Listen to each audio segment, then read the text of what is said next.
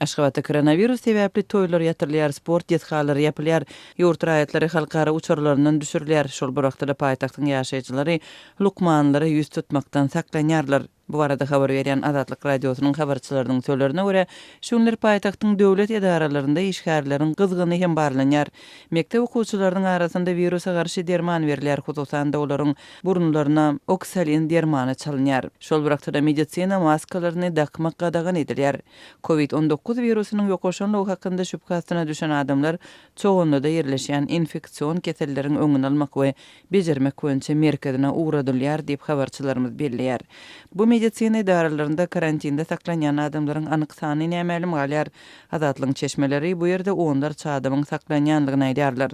Sanlar tapawutlanýar, 56 adam agzalýar, emma olaryň virus ýokaşanlarmy ýa-da kesellänlermi belli däl diýip Azatlyk bilen gizlinlik esasynda gürleşen çeşme aýtdy.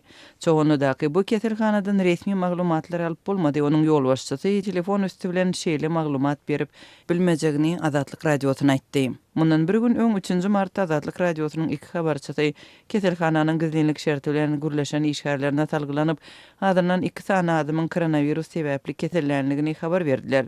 Şol güniň özünde infeksion keselleriň öňüni almak we bejermek boýunça bu merkeziň resmisi Azatlyk radiosu bilen telefon söhbetdeşliginde bu maglumaty ret etdi. Türkmenistanyň hökümeti 2 aýdan gowrak wagt bäri dünýä ýaýraýan koronavirusy ilkinjiga da 25 fevralda resmi derejede agzady we bu keseliň ýurtda ýokdugyny aýtdy. Son günlerde Türkmen ýolbaşçylary koronavirus barada çykyş etmediler. Azatlyk radiosynyň habarçylary ýurtda koronavirus anyklama üçin serişdeleriň ýetmezçiligi edýänligini aýdýarlar. Koronavirusyň diagnostikasy üçin test sistemleri ýetmezçiligi edýär. Häzirlikçe getirilen serişdeler aeroportlarda barlyk geçirmek we kesellänleri barlamak üçin ulanylýar diýip habarçymyz Saglyk saklaýyş ugrundaky çeşmelerine salgylanyp habar berdi. 4 martda Azatlyň Aşgabatdaky habarçylary Ýewropa we Türkiýe barýan türkmen raýatlarynyň uçurlardan köpçülikligiň düşürilýänligini, ýakyn günlerde Belarusiýa barýan reýsleriň çäklendirilmegine garaşýanlygyny habar berdiler. Mundan da Şerqi Türkmenistanyň paýtagtynda toýlar we beýleki köpçülikligiň çäreler izat etdirilýär. Diňjaliş we sport ýetgalary ýapylýar. Hususan 3 martda Aşgabatyň Owuzhan we Garaşlyk köçeleriniň çatyragynda ýerleşýän basseyn ýapylypdyr. Şuň basseyniň işgärlerini we yüzmege öwredýän trenerler ýygnap, ýetganyň näbelli bir wagtlyk ýapylanlygyny eglan etdiler. Munyň bilen baglylykda okuwçylara jaň edip ertirden başlap yüzmege gelmezligi soradylar diýip Aşgabatdaky habarçylarymyzyň biri 3 martda habar berdi. Türkmenistanyň häkimetleriniň amala aşyrýan çäreleri informasiýa boşlugynyň fonunda amala aşyrylýar. Döwlet habar beriş serişdeleri koronavirus temasy barada dymmagyny dowam etdirýärler. Soňky aýdan gowrak wagtyň dowamında türkmen mediasy koronavirus bilen bagly ýurdun içindäki çäreleri we halkara habarlary birgedek hem agzamadylar. Türkmen häkimetleriniň maglumat bermezden gyssagly alyp barýan çäreleri ilatda aladylanmalary güýçlendirýär. Habarçylarymyzyň söýlerine görä şunlar köpçülik lukmanlary ýüz tutmakdan hawatirlenýär. Gyzgyn göterilen ýagdaýynda tiz kömege jaň etseň destinäki diýerler we gabaýarlar. Şonuň üçin adamlar tiz kömege jaň etmekden gorkýar diýip Azatlyň Aşgabatdaky habarçylarynyň ýene biri gurrun berdi. Onuň söýlerine görä adaty dümewlänlerin zor bilen keselhana ýerleşdirilmegi bilen bagly ýagdaýlar hususan da paragat iki etrapçasynda bolupdyr.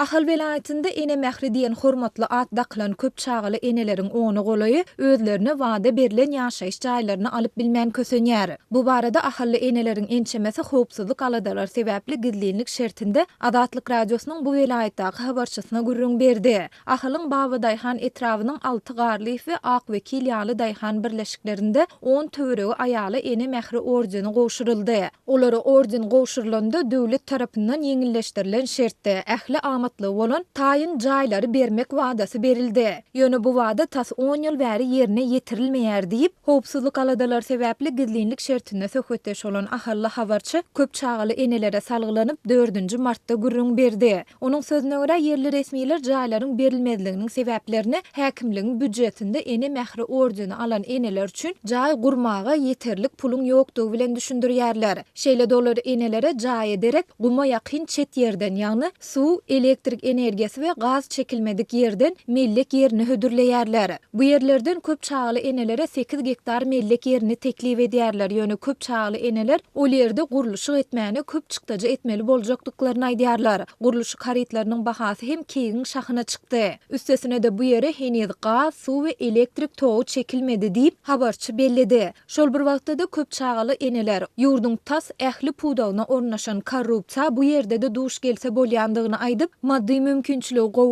käbir maşallaryň yerli resmiýlere para berip, etrap merkezinden jaý alandygyny hem bellediler. Häzir çağasynyň kaşasyna zordan pul tapýan eneler bar. Olaryň para berip jaý almagy mümkinçiligi ýok diýip habarçy aýtdy. Azatlyk radiosynyň ýokarda aýdylan ýagdaýlar barada Babadaýhan etrap we Ahal vilayet häkimliklerinden komentar almak synanşyklary häzirlikçe netije bermedi. Türkmenistanda ene mähri diýen hormatly ad prezident Gurbanuly Berdimuhammedow tarapyndan 2008-nji ýylda döredildi. Bu ada 8 we ondan köp çağany dünýä indiren hem de terbiýelep ýetişdiren denanlar münasip bolýarlar. 2008-nji ýyldan bäri her ýylyň mart aýynda bellenilýän halkara denanlar güni münasibetli köp çağaly eneleriň ýüzlerçesine ene mähri diýen hormatly ad dakylýar. Türkmenistanyň döwlet medeniýetiniň maglumatlaryna görä bu ada münasip bolan enelere ýokary amatlykly jaýlaryň açarlary goşurulýar we ýurtdaky iň pes aýlygyň 10 essesi möçberinde pul sylagy berilýär. Mundan başga Türkmenistanyň kanunçylygynda bu hormatly ada münasip bolan enelere medisina kömegini bermek ýaly bir topar ýeňillikler göz öňünde tutulýar. Emma yerli synçylaryň we ýaşaýjylaryň ençemesi ýokarda agdalan pul sowadynyň we medisina kömeginiň diňe bir ýedeklik göz öňünde tutulandygyny, şeýle-de ýaşaýyş jaýlarynyň hem köp çağaly eneleriň ählisine goşurulmaýandygyny indi ençeme ýyl bäri aýdyp gelýärler.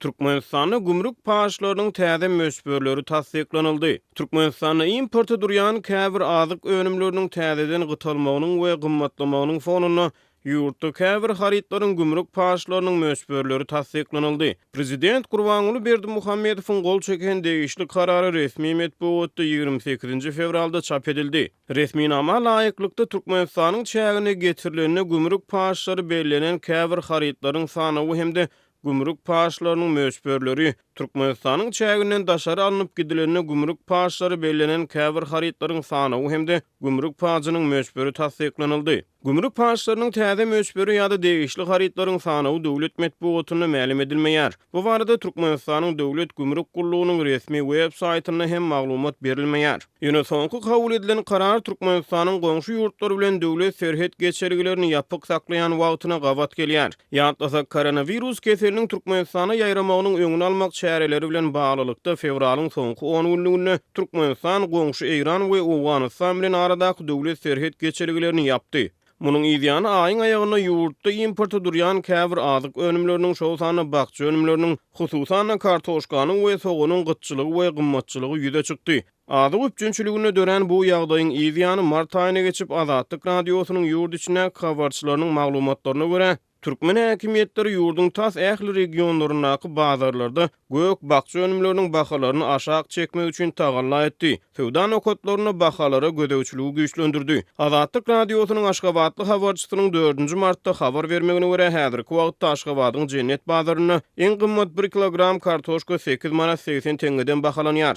Ýa-da fevralyň aýagyna Aşgabatda kartoşka 15 manata çenli gymmatlady. Ol teke bazaryň töwda tekçelerinden wagtlaýyn ýitirim boldy. Balkanawa şäherine häkimiýetleriň bazarlarda bakçy önümleriniň bahalaryny mejbur aşağı çekmek synanşyklary bilen 2-nji martda Balkanawatda kartoşka soğunyň mejbur bahasyndan has gymmat satylýan gara bazarynyň dörenligini habarçymyz maglumat berdi. 2-nji martda Amerikanyň sesiniň Türk gullugy 800 Türk ýükleýiniň Türkmen-Iran serhedine koronavirus bilen baglylykda saklanyp galanlygyny habar berdi. Ýöne Azatlyk radiosynyň ýurt içine habarçysy yerli synçylary salgylanyp Türkmenistanyň gök bakçy önümleriniň bahalarynyň birden gymmatlamagynyň diňe serhedin ýapylmagy bilen näleýsem gümrük paşlary bilen bagly prezidentiň gol çeken täze karary bilen berk baglanyşyklygyny habar berdi. Berdimuhammedowyň täze gümrük paşlaryna degişli gol çeken karary 1-nji martda güýje girdi. Resmi medeniýete görä bu karar ýurduň önüm öndürjilerini höwetlendirmek, olaryň bähbitlerini goramak we öndürýän haritlarynyň bäsleşigi ukyplylygyny ýokarlandyrmak, şeýle hem sowda dolanşygyny düzgünleşdirmek maksady bilen kabul edilipdir.